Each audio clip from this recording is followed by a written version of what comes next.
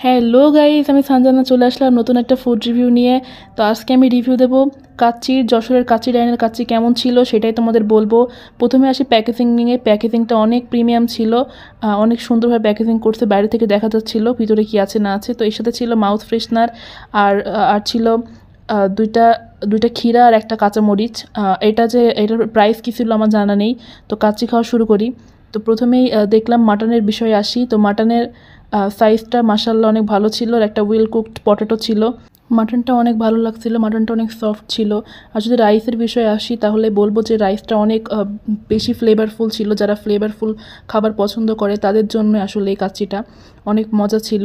আর কাচ্চির যে মাটন, যে আলু এতটা সিদ্ধ হয়েছিল যে হাত দিলে খুলে যাচ্ছিল, খুবই ভালো ছিল। কিন্তু একটা প্রবলেম হচ্ছে যে কেওড়া জলের ফ্লেভার বেশি আসছিল। এই ফ্লেভারটা আমার পার্সোনালি পছন্দ হয়নি। রাইসের কোয়ান্টিটি ছিল যথেষ্ট পরিমাণে। আমি রাইস অর্ধেক খেয়ে আর খেতে পারছিলাম না, এতটা রাইস দিয়েছিল তারা। সব কিছু মিলিয়ে আমি কাচ্চিটাকে রিভিউ দেবো 9/10। মজা ছিল যথেষ্ট। You can obviously try it. Thank you.